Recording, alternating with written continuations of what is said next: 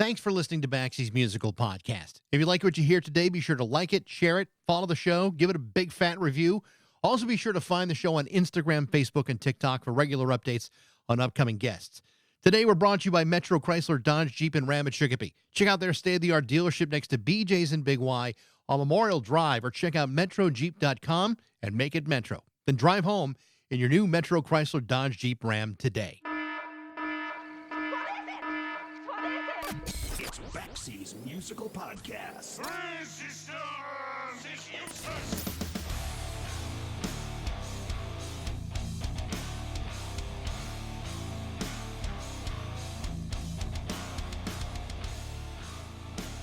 So, not to make this all about me, but 40 years ago, I began my radio career in college radio. Now, if you wanted an accurate understanding of college radio, I suppose you could make the quick assumption that it involved going to college and working for the radio station. And while I can certainly see why somebody might think that way, in the 1980s, college radio had become something a little bit more than that. Yes, there were college students working there, and yes, those radio stations were largely run by other students, but these stations were also forecasting musical trends in ways that had never been done before.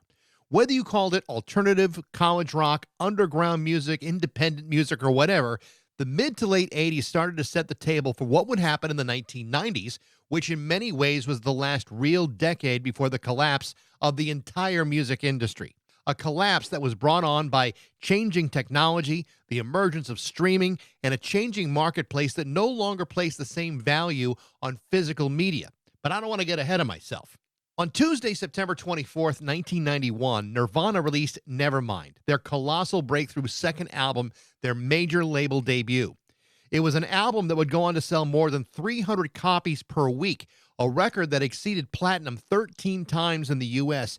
and would sell more than 30 million copies worldwide. 2 days after its release on Thursday, September 26, 1991, I was handed a copy of the CD by my program director at the time and was told to play the first track of the album. Now, I knew about Nirvana from listening to their first album, Bleach, which had been released just a few years earlier. So when my boss told me to play something off the new record, my first reaction was to say, "Are you sure?" Well, he was. And so I went on the air with it, introduced the song, and then let her rip. The name of the song was Smells Like Teen Spirit. Approximately 7 seconds into the song, it became clear that this was about to change everything, since it suddenly made every other song in the station's playlist look stupid. Now, the truth is, Nirvana didn't just happen in a vacuum.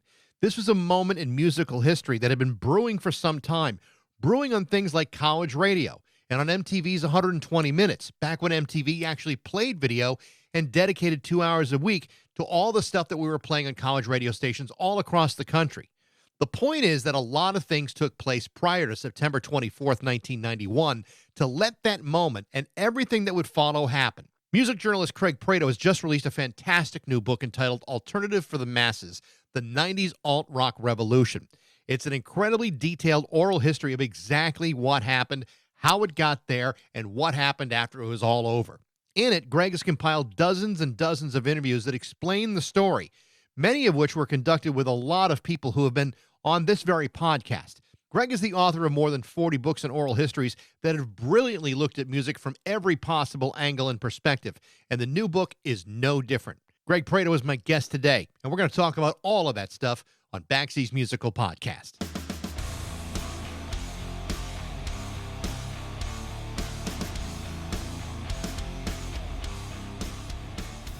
So I had you on the radio show. The book came out, and we only had like 9 minutes to talk about it. And as we're having the conversation, I'm realizing this is not a 9-minute conversation. this could go on forever. Right. First of all, the book is fantastic, and I was given like a preview copy, and I said no, I'm actually going to go buy an actual copy. So I hope if I'm contributing to the Greg Prato Fund, I'm happy to have done it. Thank you. No problem. You know what? That may. Yeah. I was going to say. That may actually contribute to me paying my water bill this month. Perfect. I'm happy to contribute. Perfect. It's Thank you very much for that. No problem. It's interesting to me because as I'm tearing through the book, much of my radio career runs parallel to this whole story. I mean, I started off in college radio in 1984, and so I was involved in that aspect of the story. But By the time the 90s come around, I'm still in the middle of the story. I mean, you've written almost 50 books. What was it about this time period that made you want to write a book about it?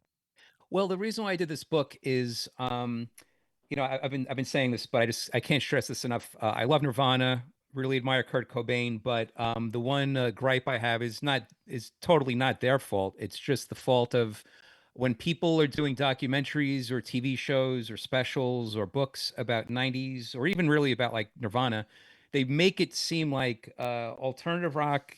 It just started with Nirvana, it ended with Kurt Cobain's death, and that was it. There's no mention of all the other great bands. There's no mention of the bands that really set the stage for Nirvana's success, and also all the great bands that existed during Nirvana's career, and all the great bands that existed after Kurt Cobain's death.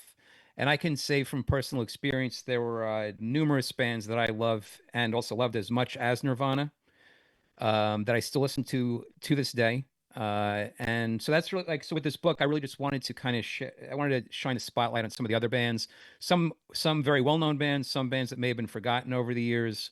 That's really what I wanted to do with this book. It also turns out that I mean, I listen to all styles of music, but really, if I had to pick one style as my really top favorite that I really just related to the most and connected with, it has to be early 90s alternative rock, for the simple fact that I was of the age that I was lucky enough to go see a lot of these tours. I got to see Pearl Jam on the 10 tour, Radiohead on the OK Computer tour, Soundgarden on the Bad Motorfinger tour. I was able to walk into a record store and buy Blind Melon Soup the day it came out, or buy Soundgarden Super Unknown the first day it came out. So I was, going to see these shows and hearing this music for the first time in actual real time. So that's why I also connected, I think, so much and still love this music so much. You compiled this book as an oral history with more than 60 contributing opinions, a pretty broad group of opinions too. Everybody from Corey Glover to Living Color, Bob Mould. I mean, you could go on forever on the people that you talk to. I thought it was a really smart approach. There's no definitive consensus on a lot of this. The fact there's not a lot of consensus, I mean, what to call it? The music from college radio, MTV's, 120 minutes, or when it became grunge. I mean, there really is no simple one direction story here. There's a lot that happened in order to make Nirvana successful at that point in 91.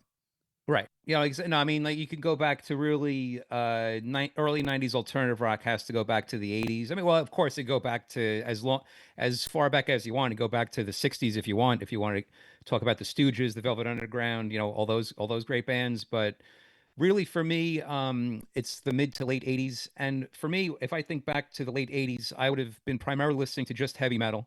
That was what I was listening to. But I was growing it was becoming a little bit too predictable. And I was starting to listen to other things. And then there were bands that came along that really helped bridge between the metal I was listening to, then the alternative rock I would soon be listening to throughout the 90s. And that's, of course, bands like Living Color, Primus, Soundgarden is an obvious one, Jane's Addiction, of course. And then by 1991, Smashing Pumpkins was definitely a band that had their metal moments, but also their alternative moments. So, yeah, so there were definitely bands. And then, of course, REM, The Cure, they're already touring arenas. Their videos are getting played on MTV during like regular normal hours. So there was definitely signs that something was on the horizon at that point. It wasn't like Nirvana just came out of nowhere is what I'm trying to say. It's funny that you say that, because I can understand why people might think that way. And I think, last week I told you the story of I was working at a station in Milwaukee back in 1991, and it was primarily like a hair metal active rock station at the time. And a program director comes into the studio and he hands me a copy of Smells Like Teen Spirit. Now, I knew Nirvana from the album Bleach, which had come out just a couple years before that. And my reaction is like, are you sure you want to play this? And the moment that I put it on, this would have been maybe like 2 days after it was released. So it was released on a Tuesday. This is on a Thursday morning. And within seconds, it made everything that we were playing stupid. And all the great whites and wingers that we were playing seemed, invalidated in that moment. And you could kind of see how some people were treating this like it was a unicorn coming out of the woods. It obviously it wasn't. We'll talk more about that in a second. But you can understand why people might get that impression that Nirvana just came out of nowhere. Right. I mean, the only thing, I totally agree with you, but that wasn't the first time that's happened in the history of rock music. I think back to from just personal experience, the Metallica Master of Puppets album. It's like hearing that suddenly it was very clear that what they were doing was so much different than what like Poison was doing, and to me, it just made so much more sense what Metallica was doing, such like a stripped down, real approach. I mean, I'll just preface this by or add by saying I'm really just a fan of the first three Metallica albums, really just with Cliff Burton. I Right. not a big Metallica fan after that. But I mean, just as an example, there have been times, and I'm sure in the 70s it was the same with the first Ramones album coming out. I'm sure for many people hearing that first Ramones album, it was like, oh, I don't want to listen to prog rock anymore. This is much more my thing. So, but absolutely, the Nirvana Nevermind album connected. I mean, for me personally, I was a huge fan of it, but I can say from personal experiences, the Faith No More album, The Real Thing, was like my Nirvana Nevermind. That I heard that when I heard it, and when I saw them on that tour, that was like suddenly I saw things in like from black and white to color. Like the Yep. famous Wizard of Oz type thing. So, which funny enough, I go back and The Real Thing is probably my least listened to Faith No More album. I listened to primarily Angel Dust, King for a Day, and also even their earlier albums like We Care a Lot and also Introduce Yourself. And I Yeah. don't listen to the Real Thing anymore because that's kind of like a more dated sounding album out of all their original albums. It's funny because Faith No More was a big one for me too, and I go back to the old Chuck Mosley days. Yeah. And I remember hearing the Real Thing for the first time and going, gee, I don't know if this Mike Patton guy is going to be any good. He's certainly no Chuck Mosley.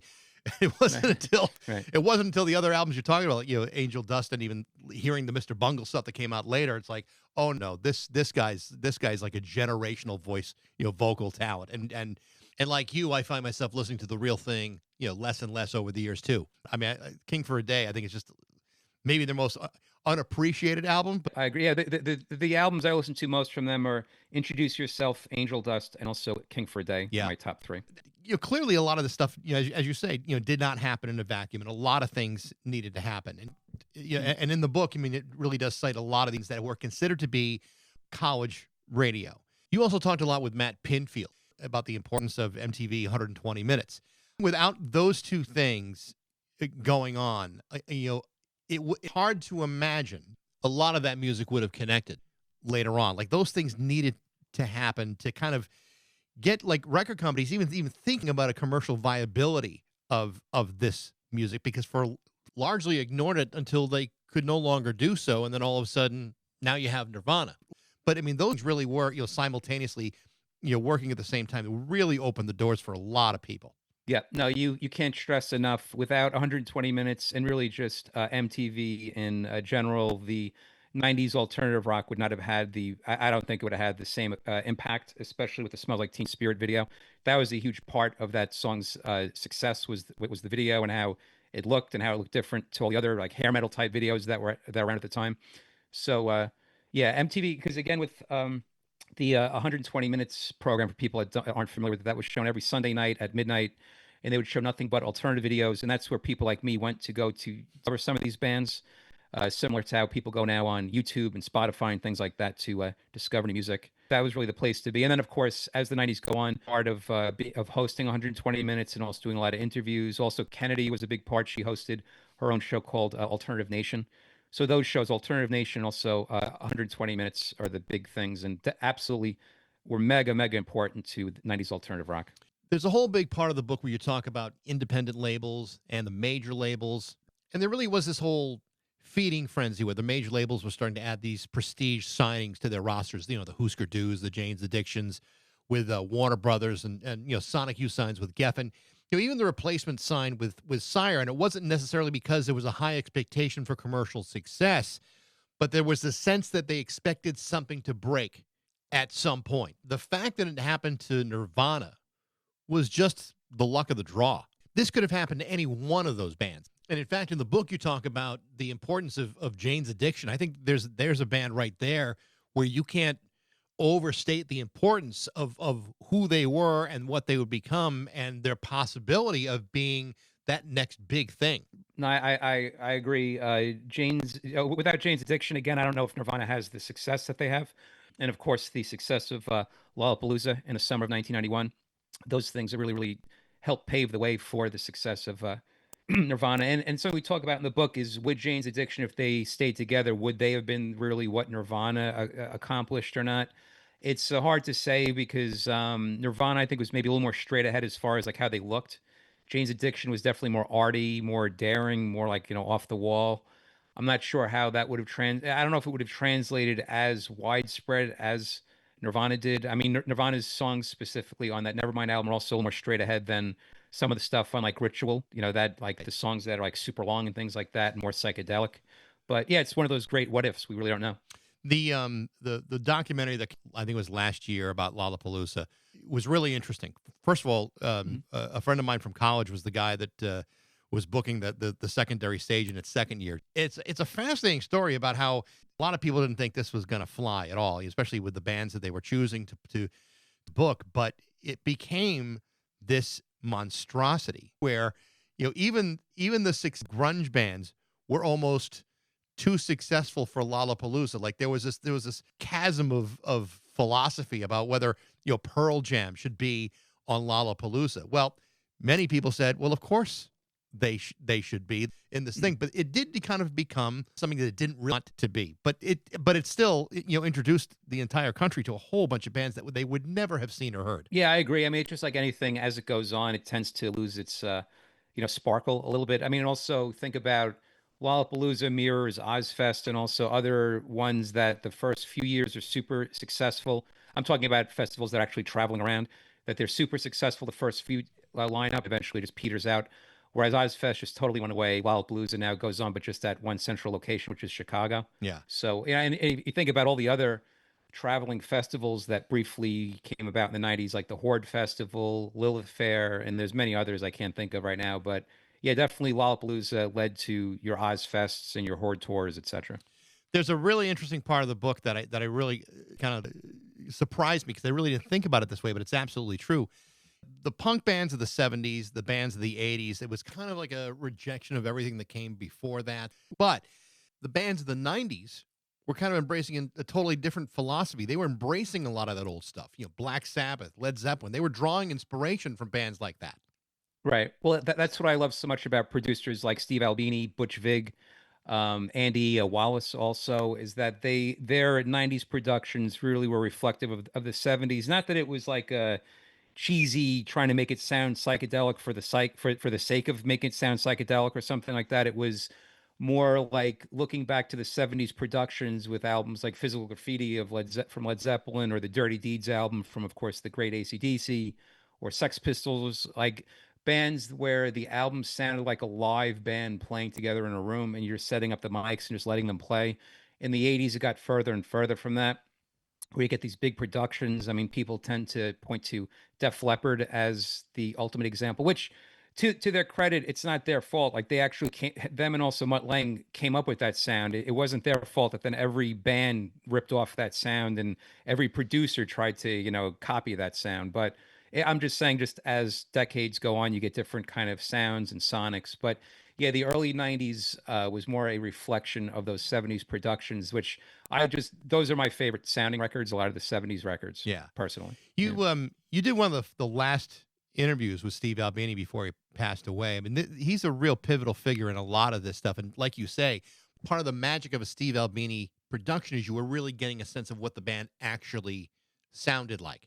You were getting a sense of what that band truly sounded like, as opposed to like the reverse gating of drums, or whatever it may be. There were all kinds of different things that were being done previous to this, but Albini really simplified it all down, much like he did when when he's leading Big Black. But his production work really speaks to the shift in philosophy. Yeah, I was lucky just to I just when I called him, and what happened was in a band called Slint, a very, very great underrated band.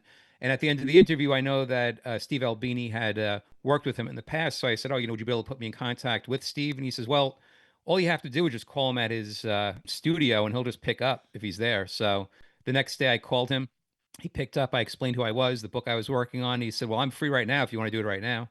So I just happened to have all the questions ready. So we did it, a nice 30-minute interview, and it was great. He was very forthcoming. He kind of has, from his perception, is he may be like either grumpy or hard to deal with, but he couldn't have been a nicer guy. I mean, he was a total nice, sweet gentleman on the phone. Was very forthcoming with, my questions, the answers, and everything. It was a great conversation. In fact, what's sad, I was especially waiting. I wanted to send him a copy of this book. I thought he would have probably enjoyed this book, but he sadly passed away two or 3 months after after the interview took place. So I never got that opportunity. Some of the other interviews were a little surprising to me, not because they weren't appropriate. They were all appropriate, but there were some people that were interviewed that, one, I'm huge fans of, but I wouldn't necessarily put them in the same space. Like, for example, Roger Manning from Jellyfish. I love Jellyfish. Jellyfish was kind of out of sync on a lot of this stuff. I mean, they were going back to certainly, reaching back to like 70s, power pop and all that other, big production stuff. But they kind of are a little bit of a, an outsider in a lot of this. But I've interviewed Roger Manning a couple of times, and he's a great observer of all this, and certainly has a lot to say and a lot to share about it. Well, I have to confess, I may have done it for slightly selfish reasons, that I had rediscovered the Spilt Milk album about a year before I started work on this book. And so I just really felt like I had to find a way to get them included somehow. But also, though, by researching this book, there's a great site that lists all the 120 minutes episodes and all the videos that were like played ever on from the late 80s throughout the 90s. So there were actually times where Jellyfish was played on 120 minutes. So they were, and I think I remember hearing one or two of their songs on alternative radio at the time. So although they're not thought of, in as quickly as an alternative band as, say, Jane's Addiction, there was definitely a huge alternative rock following for Jellyfish, and I think a lot of alt rock fans do like Jellyfish, so that's why I had to include them. But yeah, but partly also I wanted to reintroduce people or turn people on to the masterpiece album called Spilt Milk. Well, I applaud you for that one, because I feel the same exact way about that record. It's just the most brilliant freaking album ever. But the funny part about all of this is that record companies, whenever they see something that succeeds, often because of things that they have really no understanding of, and it happens in spite of them sometimes. But when Nirvana starts selling, 300,000 copies of Nevermind in a week, all of a sudden they start focusing on the next big thing, the next shiny thing in the room. And a lot of bands that would never have gotten signed did get signed. That whole period after Nevermind, you start to see commercial radio change their tune. And then suddenly, all these grunge bands were starting to emerge. And so there really is kind of a bellwether of what's in the sense that record companies seem to abandon everything they had before that. Like they just gave up on all of that. Like on the bands we talked about, like the Def Leppards, that had a much harder time selling records after, or the Wingers, or well, they all struggled. Do you believe that played a big role? The belief grunge killed metal or killed, hair bands. It is so complicated than that, but there is a belief that that's what did it. It had something to do with it, but really I think it was more just that a lot of those hair metal bands had become so predictable and also played out. So it wasn't so much that grunge killed it. It was just that hair metal had gotten so ridiculous and so predictable. And we were already by that point, we're in our like fourth wave of like Guns N' Roses ripoff type bands. So, but then again, that's nothing new. It happens with every single genre. It happened to grunge. It happened. I mean, nowadays when I hear like hip hop, I can't believe that people don't see that hip hop, there's very little originality going on. It's just trying to sound identical to every other artist, Yeah. So, but again, that's happened with everything. You could go back to the Beatles with all the Beatle ripoff bands, the punk bands, the new wave bands. So, but yeah, I mean, I guess it was more apparent though, because we got to see it on MTV. Like we actually got to see how ridiculous the videos were getting in, say, the summer of 1991, and then we saw a change. But what's something I talk about in this book, what's funny is while alternative rock in the 90s was more like, let's pull back on all the excesses of like our looks and production and everything, it was music videos were still multi-million-dollar over-the-top productions with a lot of directors under the illusion that they were making like mini movies, which a lot of those videos do not hold up well at all. And in fact, one of the memorable interviews in the book is with Roger Stevens from the band Blind Melon, right, who talks about the Blind Melon song "Change," which is considered a classic song amongst fans of Blind Melon, and feel that that song should have been a hit. It bombed because the video was so awful. It just totally took away from it. The same with I thought the Faith No More song called "A Small Victory" could have been a big hit, but the video was just so awful and had nothing to do with the song that just totally took. It really takes away from the song. Jellyfish too. Their videos for Spilt Milk, I thought, were absolutely horrible. And even when I spoke to Roger Manning, like he even also admitted as well, it was just, well, we have this budget, let's just, spend money. And the director is like, oh, let's do this, let's do that. And it makes no sense. And it just hasn't aged well. And, it's just a bunch of doo-doo. There's no, I agree with you, and you're absolutely, you're absolutely, well, I mean, I hate to make this all about Jellyfish, but Jellyfish, had some image issues anyway. It was, with their psychedelic approach, especially early on. But yeah, I mean, visually, you got it or you didn't get it. It wasn't that much different than say what like Red Cross was doing for years before that. One of the things that did happen in the 90s, which is pretty unusual, is the amount of really talented female artists at the time. Not just Alanis Morissette, but also Tracy Bonham and Juliana Hatfield. I've talked to both of them. They're both terrific.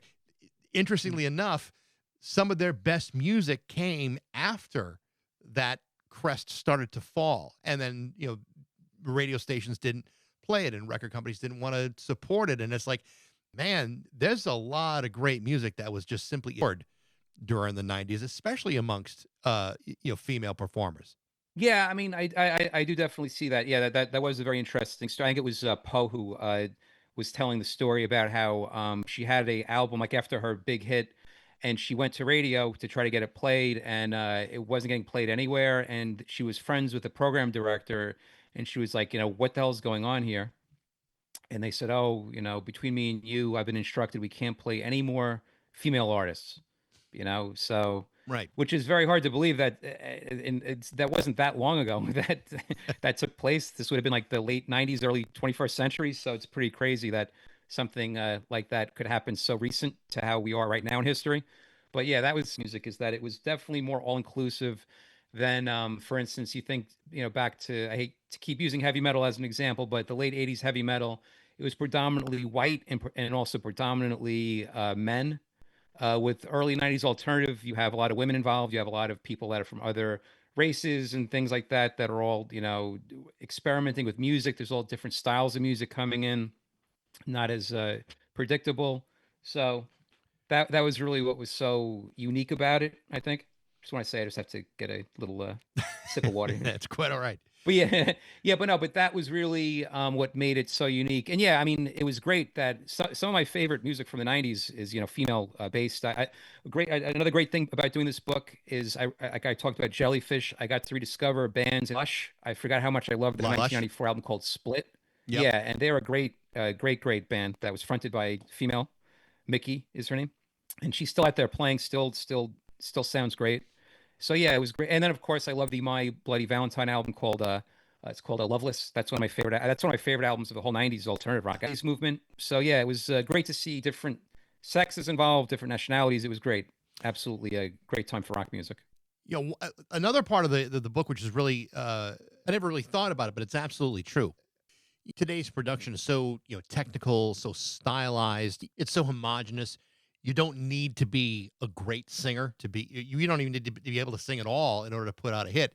Mm. But in the 90s, you've got some of the best vocalists ever, all working at the same time. Chris Cornell, you're a big fan of Soundgarden, but I'm also thinking of guys like Mike Patton and Mark Lanigan and Jeff Buckley, for example. I mean, these guys, the technology of the time to record those voices is primitive compared to what it is now. But thank God it was, because I think you really got a sense of the breadth of their vocal talent. And it really, I don't think you would have gotten the same thing out of them had they recorded, those records like today. I think it would have been a very different experience. What do you think about that? Yeah, no, I think you're totally correct. And in fact, they wouldn't have had the same impact or wouldn't sound the same if it was back in the 80s, because it would have been through a lot of studio production, and we wouldn't have had like Lane Staley sounding as great as he did on the Dirt album if that album was recorded, say, in like 1985 or 1986. So yeah, it's funny just how many great, outstanding, now pretty much iconic singers came out of those early 90s alternative years. You mentioned Chris Cornell, Mike Patton, Mark Lanigan, but of course and you mentioned also Jeff Buckley. But I just mentioned Lane Staley. Then you also had Bjork, Tori Amos, Shannon Hoon. Yep. And then the obvious ones like it seemed like there was a period of time, the mid to late, well, kind of like the mid '90s, where almost every new major label, supposed alt rock band had a singer that sounded like either Kurt Cobain or Eddie Vedder. So those, so I mean, those two also were great singers. Oh, and then we can't forget Corey Glover from the band Living Color, who I can talk about from personal experience. I saw him live 2 years ago, and he sounds as good now as he did back in the '80s and '90s. So I highly recommend, if anyone gets the opportunity to see Living Color live, definitely do it. You'll be blown away by how great they still sound. I remember seeing them, back in the '90s too, when the first album came out. And you're absolutely right. I mean, he was great then. I'm happy to hear he's still, doing it as well today. Mhm. One of the bands that is featured, and I'm so glad every time they get any level of credit, because you talk to Angelo Moore from Fishbone and he's in throughout all this book. That is a band that I think, unfortunately, no one really understood how to market that band correctly. Because if they Mhm. had, they'd be considered one of the greatest bands of all time. It is to this day the very best live band I've ever seen in my life, and I've seen them maybe a dozen times.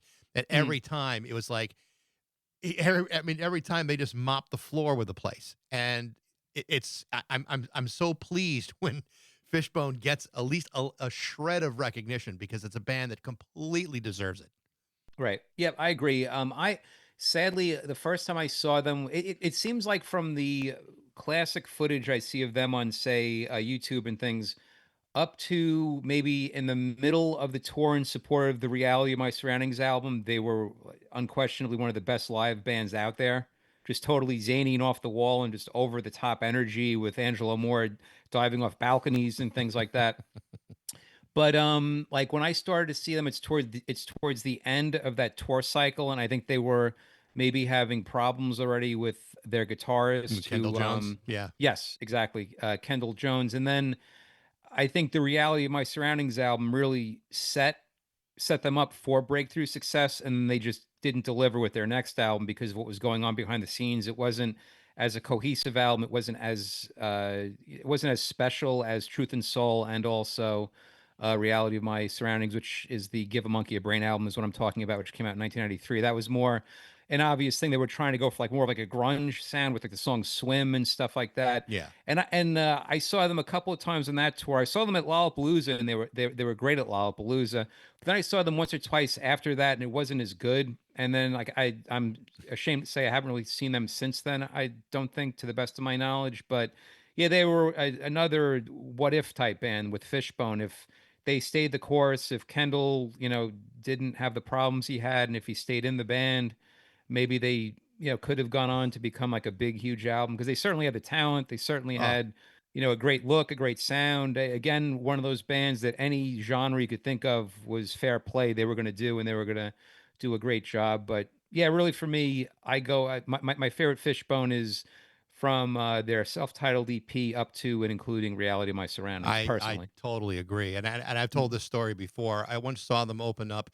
It was an amphitheater show in Milwaukee at Milwaukee Summerfest, and they opened up for the Violent Femmes. Now, the Violent Femmes Okay. are a hometown band, but if you can imagine, the crowd is whipped up in a lather. Fishbone, Oh. and they leave a stage, and all of a sudden you got three guys, beating on, little tiny shitty snare drums doing, Yeah. "Gone Daddy Gone," and it was shouldn't have been a letdown, but it's like you were just so exhausted by the end of Right. Fishbone. I just Right. felt bad for the guys of the Violent Femmes. But Right. it's interesting that this time, when grunge comes around, that the phenomenon of grunge is interesting, because just the word itself is nothing more than just a marketing fabrication, nothing more Mhm. than a label. There's a part of the book where it just seems like everyone has like a different feeling about, how this music should be labeled, whether it should have been labeled at all. Some of the labels are complimentary, some are not so complimentary. Shoegaze is not exactly a complimentary title. Krautrock Mhm. is definitely not a complimentary title either. When you talk to people about this, about what to call it, anytime I've talked to an artist, they just want it to be called music and not labeled. But from a Mhm. marketing standpoint, it sometimes does need to have that coat of paint on it. How do you describe all of this? I mean, do you tend to want to put things in little boxes, or are you willing to look at it from a much broader point of view? Honestly, I really don't care what people call it. Like I know there's like in the past, like one thing, like when I was growing up, I mentioned that I was really into metal music as a teenager back in the 80s.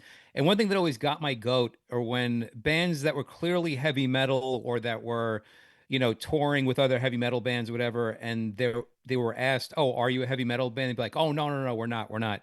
Whereas they give a band like Judas Priest credit, at least they always were like, "Yes, we're a, heavy metal band. We are." There you go. Yeah. Not like, for instance, Metallica in 1996, who were cutting their hair and trying to be like alternative out of nowhere, which I thought was awful, but that's just a whole other interview some other time. but but yeah, no, I mean, honestly, I really don't care what people call it, but like what was so great with alternative music, there were all these different subgenres which every subgenre had great bands. It's just like any other style of music. They're going to have their good bands and their bad bands or their copycat bands. But yeah, you're right. There was grunge, there was shoegaze, there was industrial, alt rap, Britpop, emo, pop punk, trip hop, lo-fi.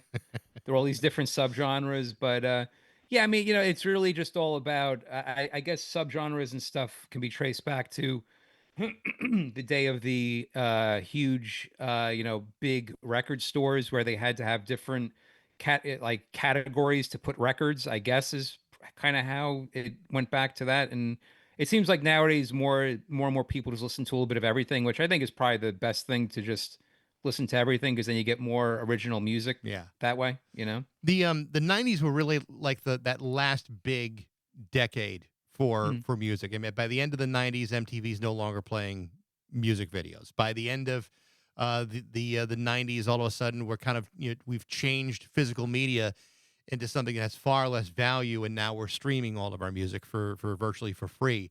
And to the detriment of the artists, where they're not getting paid anything close to what they were getting paid, back then. It's like the 90s were like that last breath of life for music in a lot of ways. And for fans like, myself and for you, it's true and untrue at the same time. There's still lots of music to enjoy and lots of music to absorb, but it isn't the same. And the motivations behind making music may be more pure now than they were before, because you're not talking about the pressure of having to get a gold record or selling 300,000 copies in a week. What's your feeling about where music is now after the explosion of the 90s? Do you think that we are at a point where things could maybe turn around, or are we kind of resigned to the way things are maybe forever? Well, it's hard to say, but I mean, I'd like to think that there will one day be another movement similar to the 90s alt rock movement because it's happened. It happened prior to that with, the 60s with the Beatles and 70s with punk. So there's been other movements that reached beyond just music Yeah. that, affected fashion and politics and everything like that. So, I mean, I would like to think at some point something will come along that'll kind of shift music and it'll be more real and unique. But how it'll sound, what it'll sound like, who it'll be, where it'll come from, we have absolutely no idea. I mean, I don't think it'll sound anything like it did. It won't be like Nirvana. It won't be like Smashing Pumpkins. It'll be like something totally off the wall. Yeah. So, and that's what'll be so great and also unique about it. So, but yeah, I mean, as far as the music business, it's changed so much since the 90s. It's so hard, because of what Napster did and streaming. It's hard for bands to make a living anymore. Well, it's impossible, I think, to make a living just on record sales. You really have to rely on selling merch and touring and things like that. But then on the other side of the coin, you have things like YouTube and things where bands can get discovered just on having a good song, a good video, things like that. So Yeah. it's like a plus and minus thing. It's just hard to what it comes down to. I think is what people are used to, how they're used to working and marketing. I'm sure like a young band coming up now is used to doing what they have to do to promote their band and get their music out there compared to say like, what Soundgarden was doing in 1992 or 1993. Yeah. It's just two totally different worlds at this point. I know, I don't have you for much longer. I didn't want to That's fine. ask you one thing. The That's fine. last part of the book you focus on specific bands, albums, and songs. Mm. And as I was going through it, I was like, oh yeah, I forgot all about that record. Were there any records or bands that you came across in the process of writing this book that kind of brought you back or surprised you as you were writing about them? Yeah, absolutely. There were albums that I'd forgotten about that I rediscovered, and also some albums and bands that I may have heard about but didn't really dig deep, and I became a huge fan of. Like there was a great album called Spiderland by the band Slint that Yep. I heard about but didn't really hear until I was doing research for this book, and I was blown away by that album. I think it's a fantastic album. Those The those, Mighty Joe Moon. those guys Pardon came. me. Excuse me. Those guys had come from a band called Squirrel Bait. Yep, Slint, which exactly. is another great band from the '80s. But yeah, that's another. The Slint record's fantastic. Yep, I agree. And then also there's the Mighty Joe Moon album by the band Grant Lee Buffalo, who Yeah, another I good one. pretty much forgotten about. That was another great band. The Bake Sale album by the band Sebado, I actually owned over the years, but I never really. I mean, I did listen to it, but I really listened to it, and I was blown away by that. That to me, in a perfect world, would have been like the next wave of Nirvana sounding grungy type music, but then it kind of just got shifted towards Weezer and pop punk and things like that, which again, there's, good and bad bands in that style of music. It's not really my cup of tea personally. I would have liked to see more of like a Sebado type thing Yeah. where it's raw guitars, but, catchy pop songs disguised in, grungy big muff pedals and stuff like that. But yeah, and then I rediscovered a band that I actually prefer over Rage Against the Machine, and they do a very similar thing. Was the first band to really merge rap with alternative rock and also metal and rock, and that's Urban Dance Squad Oh and yeah. their album called Mental Floss for the Globe. It's a not as angry version of Rage Against the Machine before Rage Against the Machine. So that was an album that I was really happy to rediscover. We also talked about Spilt Milk from the band Jellyfish. Was a great album I totally forgot about. And then I also mentioned before the album Split from the band Lush was was great. Did I just did I say the right thing? I meant to No, say you did. spilt milk. Okay, I just want to make sure because Yeah. sometimes I sometimes go back and listen to these interviews and I say like my mind gets jumbled up. But yeah, and then and I also want to give a shout out to the Living Color album Stain, which tends to get overlooked. That's a great album that, again, by going back and doing research for this book, I'd forgotten how much I love that album. That's my favorite Living Color album, even more than Vivid. Vivid is the big selling one, but to me, Stain is the best Living Color album. Yeah. Greg, this has been a lot of fun. The book I've enjoyed the hell out of it. I can't. I mean, I know you're probably in the middle of writing 5 or 6 dozen more books, but I would love to have you back sometime next time you come up with something. This has been a lot of fun. Great. I was going to say I could actually tell you what my what my next book project is if you'd like me to tell you. Yeah, absolutely. I was very saddened recently by the passing of the great Kiss guitar or original Kiss guitarist Mm. Ace Frehley. So after he passed, I got back to thinking how many times I was lucky to speak with Ace over the years for websites and magazines. As a tribute to Ace, I'm going to compile all the interviews I did with Ace over the years. And we cover a wide variety of topics, everything from Kiss to his solo career and everything.